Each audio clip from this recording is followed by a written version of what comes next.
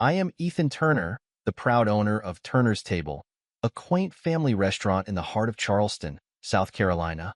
My dedication to culinary excellence has earned the eatery local acclaim, and I take immense pride in every dish that leaves my kitchen. My wife, Olivia, is the restaurant's hostess, charming our guests with her grace and elegance. As I stroll through the dining room, greeting our loyal patrons, I can't help but feel a sense of accomplishment. The aroma of sizzling steaks and freshly baked bread fills the air, enticing the senses of all who enter. I pause to admire the warm, inviting atmosphere we've created, the result of years of hard work and unwavering commitment. Just a few years ago, this restaurant was little more than a dream, a gleam in my eye as I envisioned transforming a rundown space into a culinary haven. With Olivia by my side, we poured our hearts and souls into every detail, from the carefully curated menu to the hand-selected decor. Now, as I watch our guests savor each bite, I know that our efforts have paid off.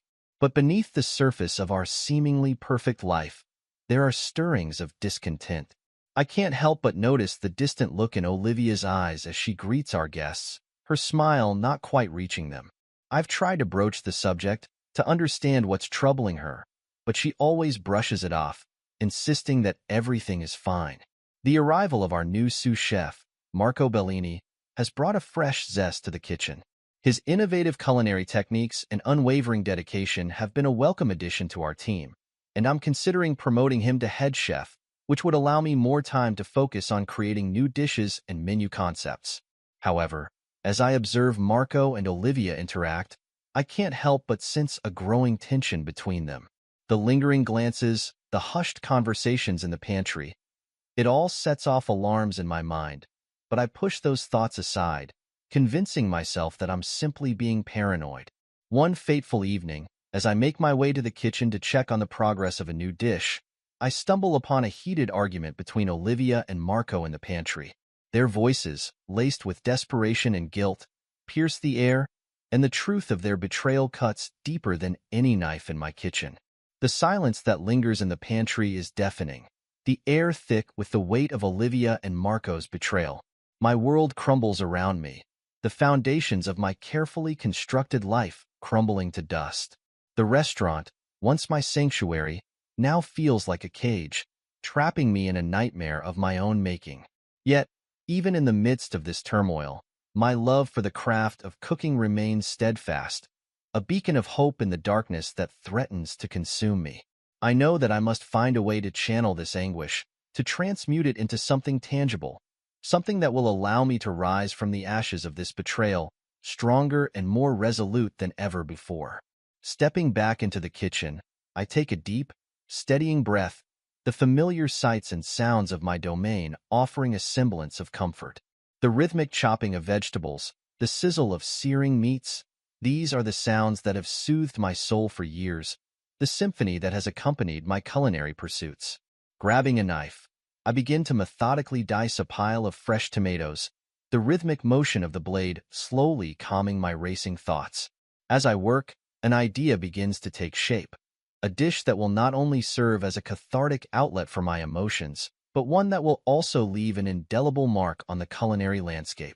Olivia's regret, I mutter under my breath, the name rolling off my tongue with a bittersweet lilt. This dish, a complex fusion of flavors and textures, will be my conduit to justice, a means of exposing the truth that has been so cruelly hidden from me.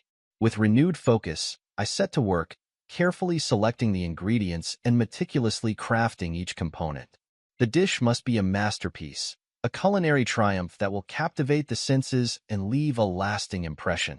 As the aromas begin to waft through the kitchen, I can feel the familiar rush of excitement, the thrill of creation that has always been my driving force. When the dish is finally complete, I step back and admire my handiwork, a sense of grim satisfaction settling in the pit of my stomach. This is no longer just a culinary exercise. It is a statement, a proclamation of my pain and the desire for retribution that burns within me. As word of the new dish begins to spread, the restaurant's popularity soars. Food critics and curious diners alike flock to Turner's Table, eager to experience the dish that everyone's talking about. Olivia and Marco, unaware of the dish's true inspiration, bask in the restaurant's newfound success, their faces alight with triumph. One evening, as I'm making my rounds through the dining room, I catch Olivia's eye. The expression on her face is one of pride and satisfaction, a stark contrast to the distant melancholy that had so often clouded her features in recent months. Anger surges within me, a molten wave of resentment that threatens to consume me. Pulling her aside, I confront her, my voice low and taut with barely restrained fury. "Olivia, we need to talk. Now." She blinks, taken aback by the intensity in my tone. "Ethan, what's wrong? Is everything okay?" "No, Olivia, everything is not okay." I hiss, my eyes narrowing. "I know about you and Marco. I saw you two in the pantry, locked in a compromising embrace." Olivia's face drains of color, her eyes widening in panic. "Ethan, I don't know what you're talking about. It's not what it looks like, I swear." I let out a sardonic laugh, the sound hollow and devoid of humor. "Don't insult my intelligence, Olivia. I know the truth, and I'm done pretending that everything is fine. You and Marco have betrayed me, and I won't stand for it any longer." Olivia's gaze darts around the dining room, as if she's searching for an escape. "Ethan, please, let's talk about this somewhere private. Not here, not in front of everyone." "No, Olivia," I interject, my voice rising in volume. "We will talk about this here now, in front of everyone. Because this is not just about us, it's about the very foundation of this restaurant, the trust that our patrons have placed in us. And you and Marco have shattered that trust." Olivia's face crumples, tears welling in her eyes. "Ethan, I'm so sorry. I never meant for this to happen.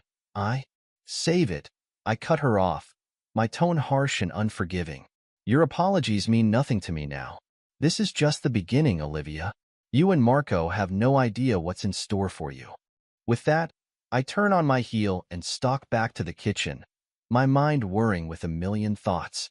The dish I've created, Olivia's regret, will be the centerpiece of my plan, a weapon forged from the ashes of my broken heart. And Olivia and Marco will bear the full weight of its consequences. The bustling Friday night crowd fills the dining room of Turner's Table, the energy palpable as the aroma of fine cuisine wafts through the air. But tonight, the stage is set for a performance that will overshadow even the most exquisite dish on the menu. With a deep, steadying breath, I step out from the kitchen and into the dining area. The hush that falls over the room is almost palpable. All eyes turn to me, the patrons sensing the gravity of the moment. Clearing my throat, I command their attention, a somber expression etched upon my face. "My friends, thank you all for being here tonight. I have something I need to share with you, something that has been weighing heavily on my heart for far too long." I pause, letting the anticipation build. As you all know, Olivia's regret has become the talk of the town, a dish that has captivated the palates and imaginations of all who have tasted it.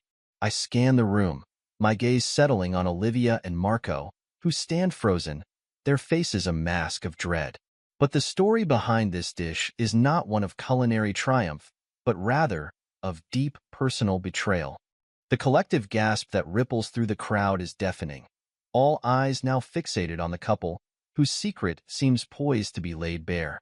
You see, Olivia's regret is not just a creation of my culinary prowess, but a reflection of the heartbreak I have endured at the hands of my wife, Olivia, and our sous chef, Marco Bellini. Olivia's face crumples, tears streaming down her cheeks as she tries in vain to interrupt me. "Ethan, please, don't do this. Not here, not in front of everyone." But I forge on, my voice steady and unwavering. "I'm afraid I must, Olivia. For too long, the two of you have hidden your indiscretion, your secret affair, behind the walls of this very establishment. But no more. The time has come for the truth to be revealed." The room is silent, save for the muffled sobs of Olivia and the shifting of chairs as the patrons lean in, eager to bear witness to the unfolding drama. I discovered the two of you, locked in a passionate embrace, in the very pantry that has seen the creation of so many of our beloved dishes. The betrayal I felt in that moment cut deeper than any knife in my kitchen, shattering the very foundation of the life we had built together. Olivia's knees buckle, and Marco reaches out to steady her, his face a mask of shame and guilt. The once proud couple now stand exposed, their reputations tarnished before the very community they had once charmed. In the wake of this betrayal, I channeled my grief and anguish into the creation of Olivia's Regret, a dish that captures the bittersweet essence of my broken heart. And now, I share its story with all of you, my loyal patrons, who have supported this restaurant and the dreams we've built upon it. The silence in the room is deafening, the patrons seemingly transfixed by the drama unfolding before them. I can see the gears turning in their minds, the connections being made as they contemplate the meaning behind the dish they had so eagerly devoured. Olivia, Marco, your actions have not only betrayed me but have betrayed the very foundation of trust upon which this establishment was built. And so, I must ask you to leave, for your presence here is no longer welcome. Olivia lets out a strangled sob, her composure shattering as she turns and flees the restaurant, Marco trailing close behind, his head hung in shame. The patrons watch in stunned silence as the couple's hasty exit, the weight of the revelation still settling upon them. In the wake of their departure, a hush falls over the dining room, the only sound the soft clinking of cutlery and the muted murmurs of the diners, each grappling with the magnitude of what they had just witnessed. I stand tall, my gaze sweeping across the room, taking in the expressions of shock, disappointment, and, in some cases, a begrudging respect. For I have not simply exposed a sordid affair, but have laid bare the very core of who I am. A man whose unwavering dedication to his craft has been tempered by the crucible of heartbreak. A man who refuses to compromise his integrity, even in the face of the most devastating betrayal. As the last of the patrons file out, I return to the kitchen, my steps light and my spirit renewed. The restaurant may have lost two of its key players, but in their absence, a new chapter has begun. One in which Turner's Table will continue to thrive, not just as a culinary landmark, but as a testament to the power of truth and the resilience of the human spirit. Olivia's Regret will remain on the menu, a bittersweet reminder of the journey I have faced and the strength I have found to overcome it. For just as the dish lingers on the palate, so too will the memory of this night linger in the hearts and minds of all who have borne witness to its unveiling. With a renewed sense of purpose, I turn my attention to the future, eager to embark on new culinary adventures, to push the boundaries of my craft, and to continue serving as a beacon of integrity in an industry so often shrouded in deception. For in the end, it is not the betrayal that defines me, but the unwavering commitment to my passion that will be my lasting legacy. This is where our story comes to an end. Share your thoughts in the comments section. Thanks for your precious time. If you enjoyed this story, then please make sure you subscribe to this channel. That would help me a lot. Click on the video you see on the screen, and I will see you there.